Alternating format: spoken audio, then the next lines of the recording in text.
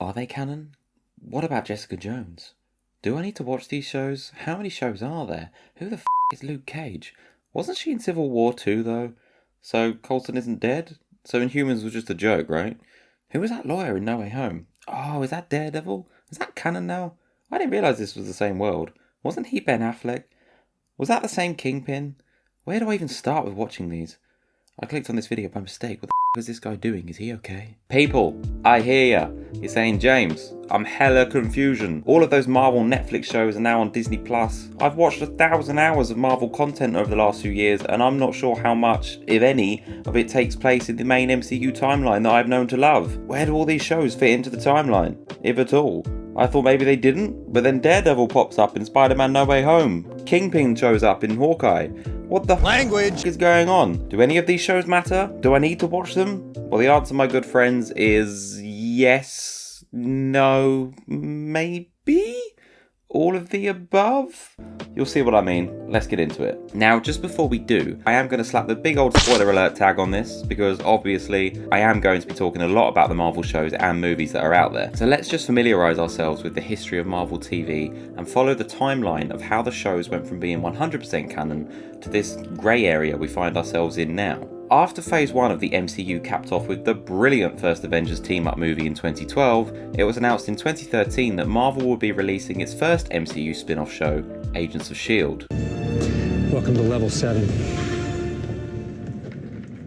Sorry, that corner was really dark and I couldn't help myself. At that time, it was 100% canon and part of the shared universe that the Avengers resided in. The show dealt with the fallout from the Battle of New York, the aftermath of Thor: The Dark World, and in my opinion, an absolutely fantastic tie-in with Captain America: The Winter Soldier. If you cast your mind back to the events of that movie, S.H.I.E.L.D. was revealed to be infiltrated with Hydra sleeper agents throughout its history, and the show did an incredible job of dealing with this as its big season 1 finale. Several main characters were revealed to be the villains all along, and it was very clear which episodes happened before, after, and during the events of the Winter Soldier movie. We also had cameos from characters in the movies, most notably Samuel L. Jackson as Nick Fury, Thor's Lady Sif, Kobe Smulders as Maria Hill, and Jasper Sitwell, who played a role in Winter Soldier and Avengers Endgame. Hail Hydra.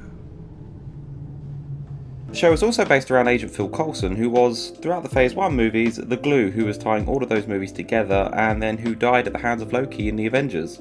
His death was the motivation for what brought the Avengers together to be able to work on the same page, and literally avenge him. So Agents of S.H.I.E.L.D.'s biggest plot point in Season 1 was the mystery of how Coulson was back from the dead. So at this point, everything is canon, we're all good. So let's move on a bit into what the landscape was like in 2015. Agents of S.H.I.E.L.D. was finalising its second season, with S.H.I.E.L.D. now operating as a secret organisation after the events of Cap 2, with Phil Coulson, the new director, leading the rebuild. Meanwhile, Avengers Age of Ultron was being released to theatres worldwide. The connection to the movies was not as strong as it was in Season 1, but still no indication it wasn't part of the main MCU pie. Season 2 was dealing with superpowered people known as Inhumans, and at that time, many presumed this was going to be the MCU's replacement of the X-Men mutants, as the rights to all of those characters still belonged to Fox, who were forging ahead still making their own X-Men movies. S.H.I.E.L.D. did tie into Age of Ultron. The evil Hydra scientist Dr. List, who was seen in the end credits of Winter Soldier experimenting on Scarlet Witch and Quicksilver, had been continuing his villainous role in Agents of S.H.I.E.L.D. and mentioned how he was needed elsewhere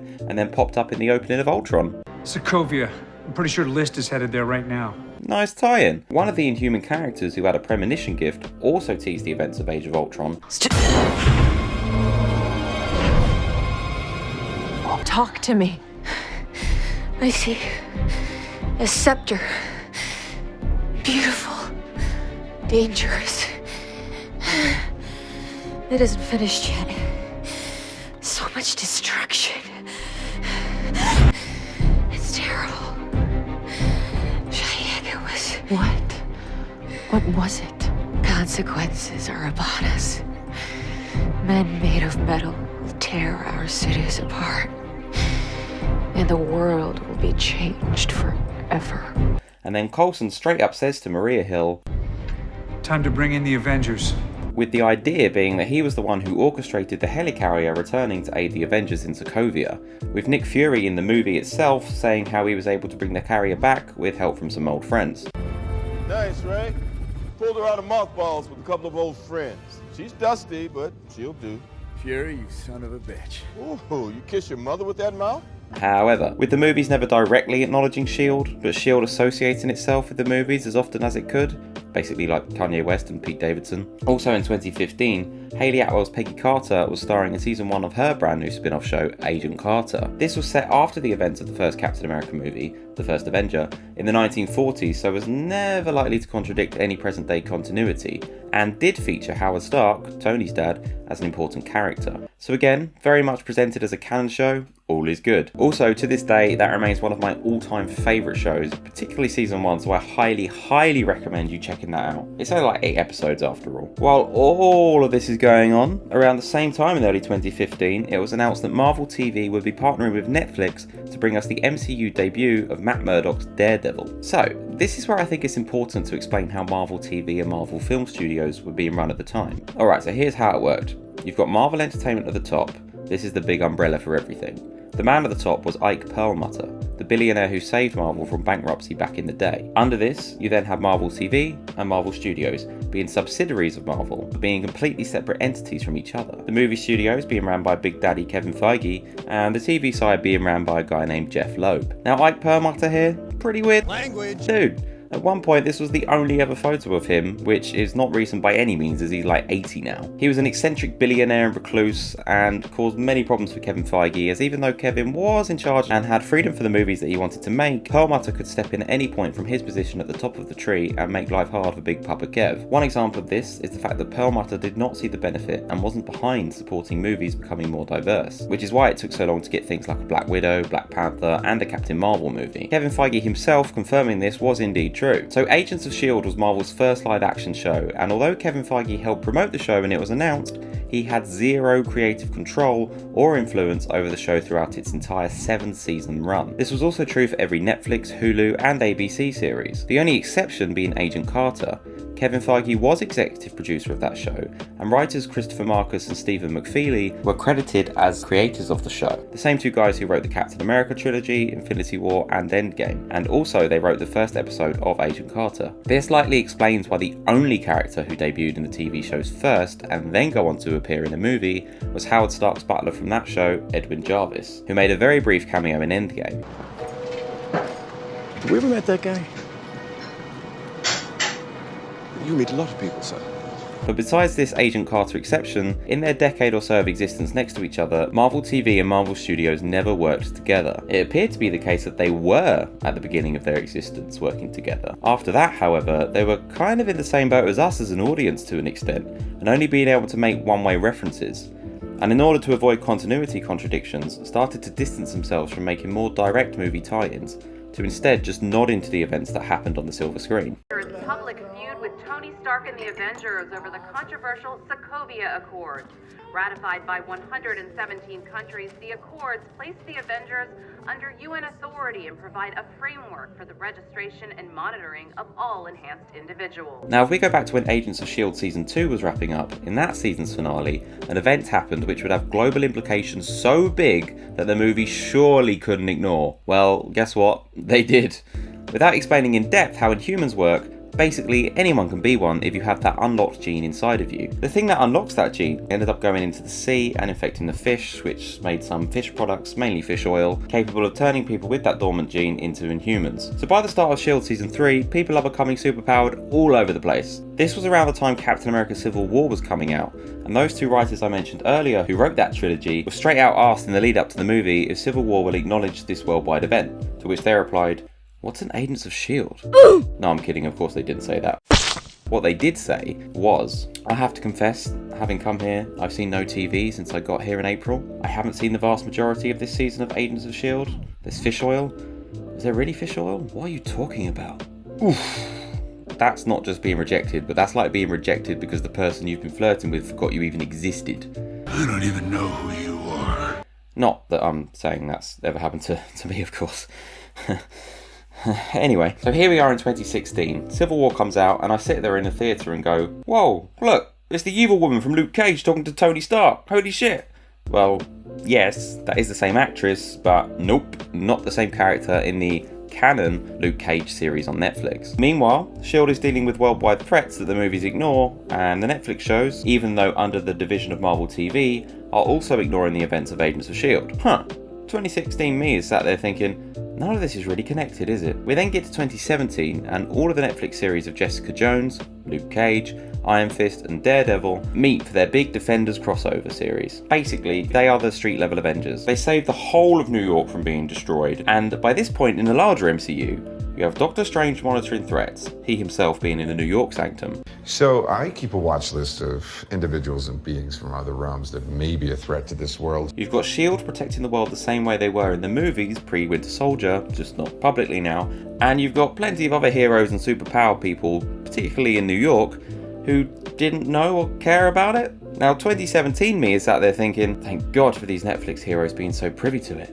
Or, none of this is really connected, is it? Not only are the movies not referencing the shows at all, but even the shows on other networks aren't referencing the other shows. So in 2018 comes the big moment. This one they really cannot ignore. The snap. Half of everybody on Earth will disappear and fade away into dust. How in the name of Odin can they ignore this one? Because then it's just admitting that this isn't in the same world. So I'm sat there in 2018 watching Agents of S.H.I.E.L.D. season 5 and they mention Thanos. What are you saying? Thanos and his forces have begun an assault on your world even as we speak. Well, then I've got to get down there with the Avengers and take on this Thanos. Thanos' strength is unrivaled. You will lose, even with your powerful friends fighting alongside you. Though perhaps there might still be a way. Oh my Odin, they make it clear that this episode is happening at the same time Thanos' minions have arrived in New York. This series will end with people being dusted. How cool of a cliffhanger will that be? But no, it doesn't do that. It just ends. Not even badly. It just ends without any further reference of Thanos or people being dusted. So I'm thinking, okay, well, I guess this series ends before the snap. Because originally this was the final episode of Agents of S.H.I.E.L.D. until it got unexpectedly renewed for season 6 and 7. So surely, season 6 has to open with, damn, that was wild. People disappeared right in front of us, huh? Nope, it doesn't do that. It just carries on with no mention of it. Half the universe disappears and they don't even notice. They were probably too busy checking out Chloe Bennett, like I was, because hot damn. But Marvel Studios were being so tight-lipped on what happens between Infinity War and Endgame, Marvel TV had no idea if there was even going to be a snap, or a 5-year time jump. So again, it was just easy to ignore it. The Netflix heroes didn't mention it either, and I soon realised that the Avengers Tower wasn't even in the skyline in their New York. So we've really gone from feeling everything is nicely connected and carrying the MCU on the small screen in between the movies, to just a mess of decent TV shows that are sometimes connected and sometimes not. So let's time travel again. This time to 2020. Yeah, I know that's one of the last places you want to go back to, but bear with me and don't worry, we won't be here long. Netflix cancels Iron Fist, many believing because of the fact that the show was received poorly because for the most part it was... 1 month later, however, CEO of Disney, Bob Iger, announces the arrival of their brand new streaming platform, Disney+, which gives the impression that Netflix caught wind of what Disney was going to do and it would spell the death of Marvel TV. It was revealed Disney+ would feature brand new Marvel shows made by Disney specifically for the platform. Then one after another, as if it was the end of Infinity War again, heroes started disappearing away with Luke Cage, Jessica Jones and Daredevil all being axed by Netflix. Just 1 week later, Big Papa Kev says this in an interview when questioned if these new shows would impact the movies. Directly, yeah, 100%. In large part, it's because we've been working on Disney Plus for quite a while now, at the exact same time that we were working on the post-Avengers Endgame MCU, and therefore, for the first time ever, developed them together. On the 15th of October in 2019, Kevin Feige was made Chief Creative Officer of Marvel Entertainment, meaning that all executives for comics and television would report directly to him, including Jeff Loeb of Marvel Television. Kev didn't waste any time with his plan, as just 2 months later, Marvel Television was officially shut down and thrown out. This included Jeff Loeb and any productions planned or otherwise,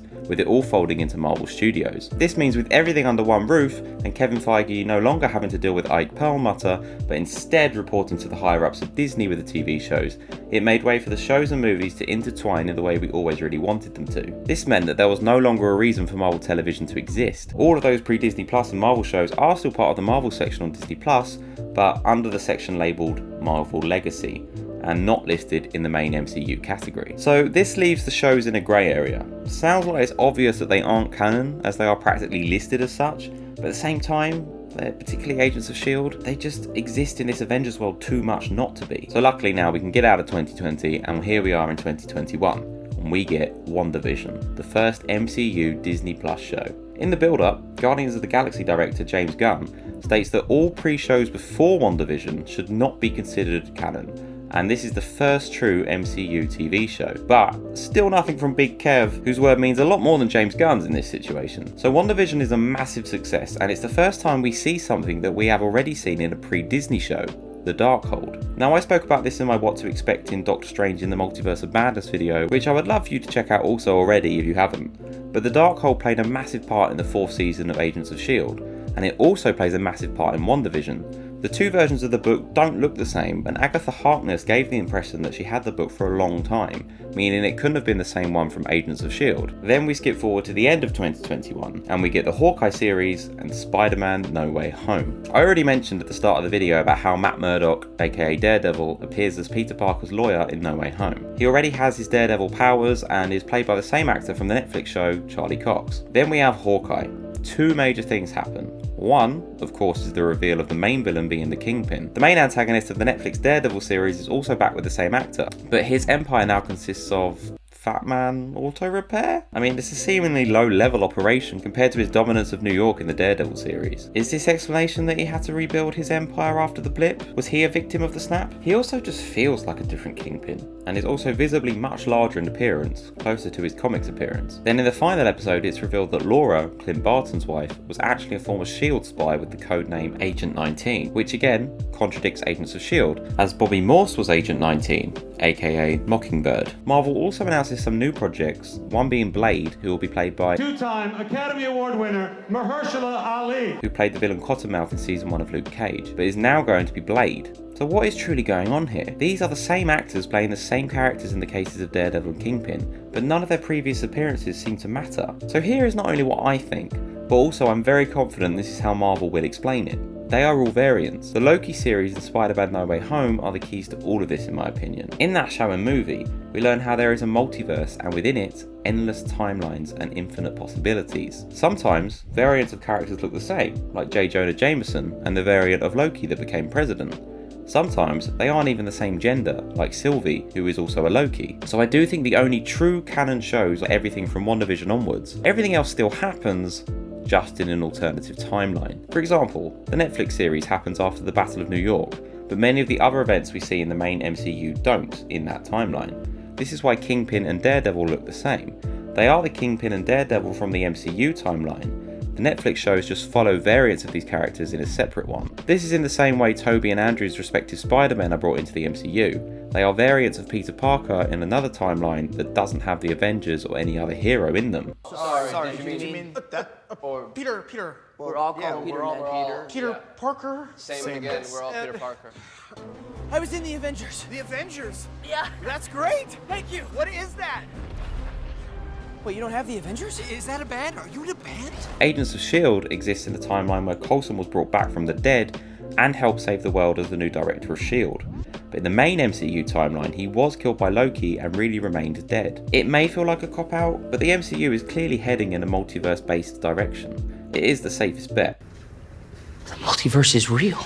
It also removes the headache of trying to work out things into a timeline without overlooking or ignoring key plot points from other stories. This explanation also allows Marvel to bring in any actor they like into the MCU as variants of their previously portrayed characters, ones that can easily fit into the MCU as it already exists. Maybe Disney Plus needs a new section titled the MCM, the Marvel Cinematic Multiverse. So in conclusion, I think that yes, all of the shows are canon, just instead of being canon, they're canonically, no idea if I said that word right, try saying that word, it's really hard, in a universe within the Marvel Multiverse. I know that is a lot of information, but I hope it helps you get a clearer idea of what is worth watching, or when some of these shows take place and in what timeline or in the timeline. It's a bit like how the answer to almost every question in the last 2 years has been, because COVID. For Marvel, the answer to everything is now, because multiverse. Thank you so much if you have made it to the end of this video, guys. I'm sure there's a lot more I could have mentioned, but I didn't want to rattle on for like an hour, which would have been easy. So let me know in the comments if there's anything you think I should have mentioned, I'd really appreciate a like on this video, and I'd love to have you around for the next one. So click that subscribe button and that bell thingy. Follow me on all the socials. I'm at Mr. J Ryan across all of the multiverse on Twitter, Instagram, TikTok, and on Twitch. For now, take care of yourselves, guys, and I'll see you in the next one.